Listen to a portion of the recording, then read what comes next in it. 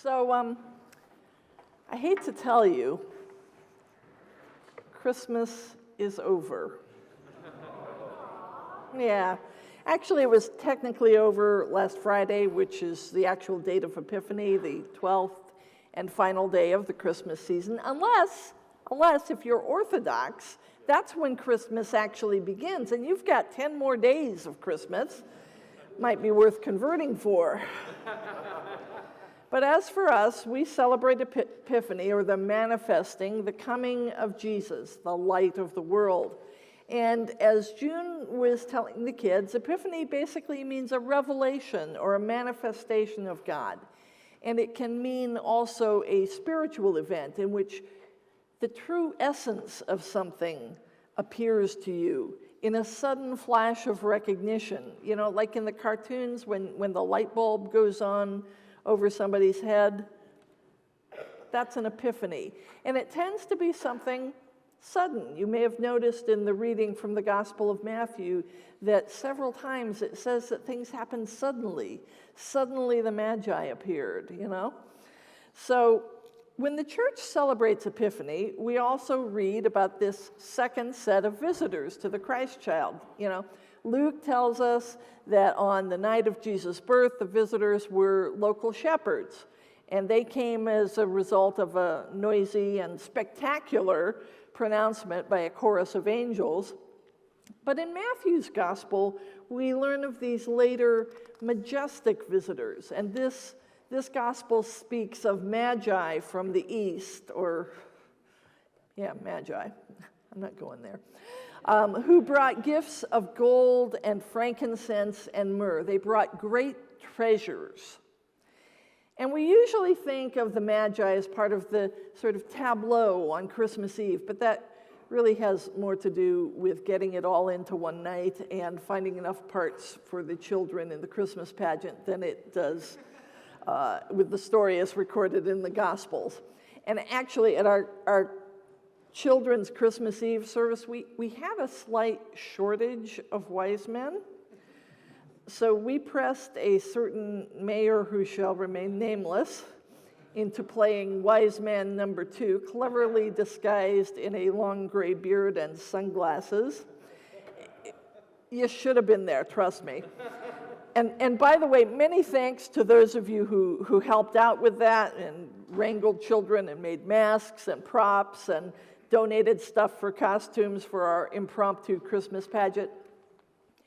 I am especially grateful to the folks at St. John's Presbyterian Church, which is just down Simpson Avenue at Broadview. They loaned us what they call, their, quote, magnificent ass, unquote. And that's it, yeah. That was part of our Christmas pageant. Anyhow, it was a great time for kids of all ages, and we eventually had, the full complement of shepherds and angels and Joseph and Mary and the baby, as well as assorted livestock, and of course, the wise men, the Magi. Now, looking closely at the text that describes them, and figuring where they were from and the distance they traveled and the preparations needed and the political negotiations with Herod along the way, it's estimated that the Magi may have arrived when Jesus was about 2 years of age. I mentioned that to my wife, and she said, I can see Mary now going, you think I've got time for you now? I've got a toddler. But every year, the lectionary text that's paired with Matthew's gospel is the same one from Isaiah. Arise, daughter, shine, for your light has come, and the glory of God has risen upon you, and all nations shall come to your light, and rulers to the brightness of your rising. Then you shall see and be radiant, and your heart shall thrill and rejoice, and a multitude of camels shall cover you. That's the part I like. A multitude of camels shall cover you. I am not entirely sure what that means, but I have always enjoyed this text. Imagine being covered by a multitude of camels. It's just too weird. It's like a Bedouin game of Twister run amok. You know? Don't try this at home. Now, in years past, I have often used Epiphany as an excuse to preach what I call my annual camel sermon. About light, particularly my own Christmas lights, and of course, camels. Yes, once upon a time, I owned a light-up camel. You know, that's my house because there are rainbow lights and a great big camel. But don't worry, although my camel obsession is fairly well known, I'm not going to talk about them today. You're welcome. This is one of my favorite camels. Her name was Sarah. That was at the on the shores of the Dead Sea at En Gedi. Her name was Sarah. She's the one on the right. And that's probably enough about camels. Now, also in years past, I've often preached about the Magi, these sages who came from the East bearing treasures for the Christ child. It's a very famous painting of the visit of the Magi. And when I've done that, I've relied on this old joke. You know what would have happened if the wise men had been three wise women? They would have asked directions, arrived on time, helped deliver the baby, made a casserole, brought practical gifts, and there would have been peace on earth. Word. Now that may be an old joke, but I actually got it on a Christmas card this year, and I still love it. But I think with that joke in mind, I've probably preached on the Magi enough. And this year, I want to talk about what the Magi followed. The star. The star. And the Gospel of Matthew reports that the sages said they were following a star which they had seen at its rising, far away in the east. Now, in Persia, around the time of Christ, the Magi were probably a tribe of priests in the courts of the Persian kings. They may have been eunuchs, in fact. They were considered to be people of great holiness and wisdom. They were skilled in philosophy and medicine and natural science. They were soothsayers and interpreters of dreams. And the fact that they followed a star kind of lends weight to the argument that they were also astronomers. And in that time, if they studied the stars for omens, they almost certainly also studied astrology. So in their worldview, the rising of a new star in the west was a sign, so they followed it.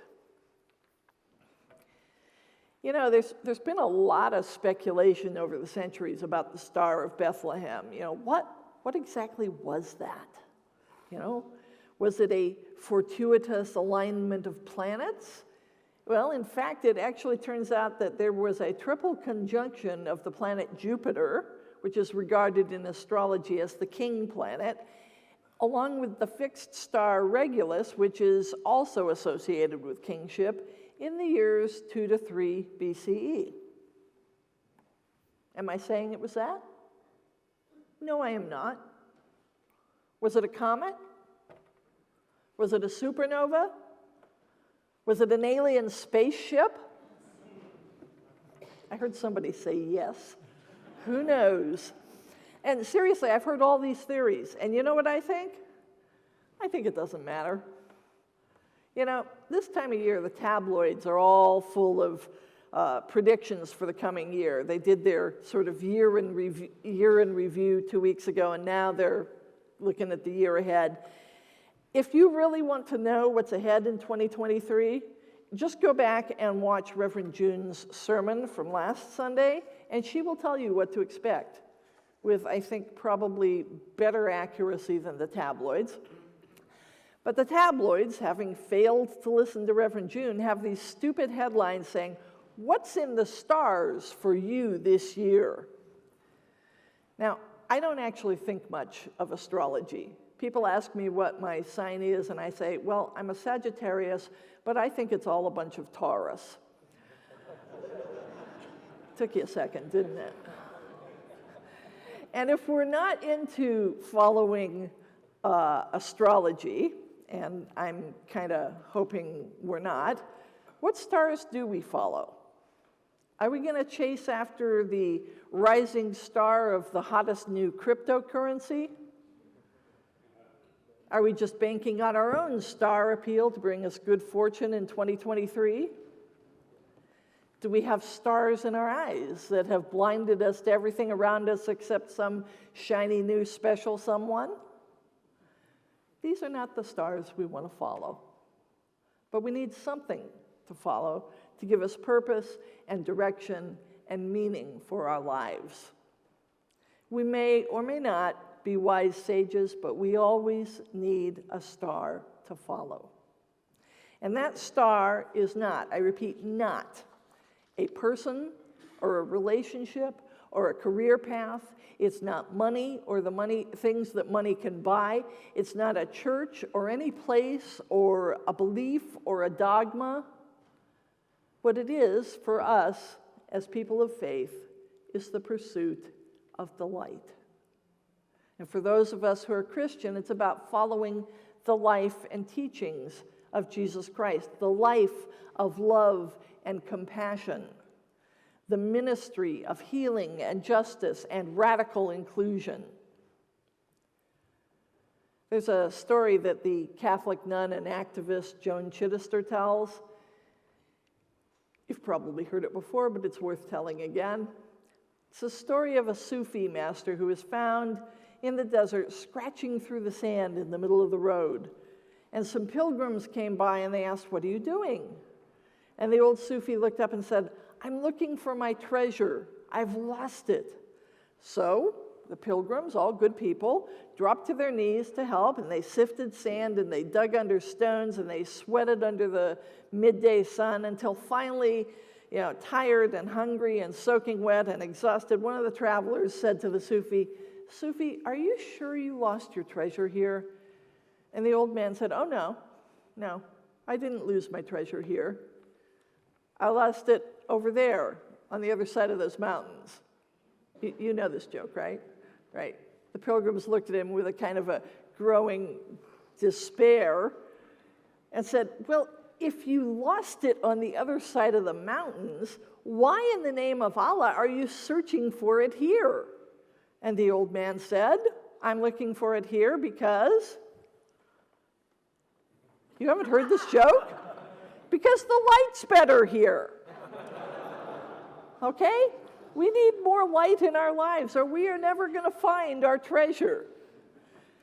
At Christmas time, we often hear those verses from the beginning of the Gospel of John. What has come into being, and the Word was life, and the life was the light of all people. And the light shines in the darkness, and the darkness did not overcome it. And that is the light we're looking for. And that light isn't actually found up in the sky. And even if it were to be found in a star, we need more than starlight to illumine our way. We need a more intense light, a brighter light than some far-off, distant star if we have any hope of finding a treasure, the treasure that will enable us to live our lives more fully alive. Jesus said, "I have come that you might have life and have it more abundantly." And that treasure, our treasure, lies deep within our own being. How do I know that? I know it because of the life and teachings of Jesus, the one who said, "You are the light of the world. You are the light." I just love the pictures that are coming to us from the James Webb Space Telescope. I'm afraid our projector doesn't quite do it justice, but it's sending us pictures from the farthest reaches of the universe. And there are so many stars, and there are so many galaxies, and they are so beautiful. Just like you. And out there, in the immortal words of Carl Sagan, billions and billions of stars. And you're one of them. And you need to shine.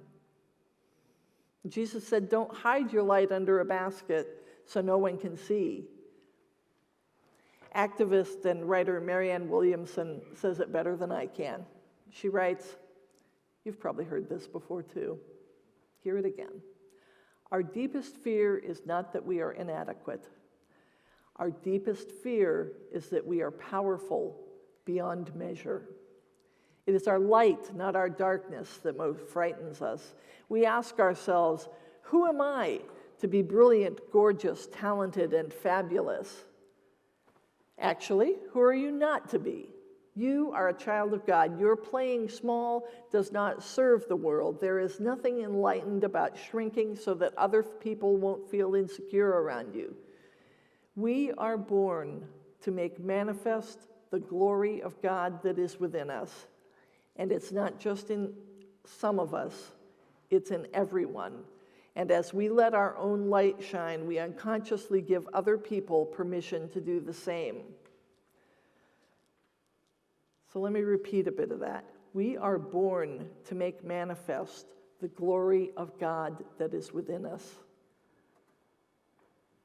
You are the light of the world. Follow the light and shine. Amen.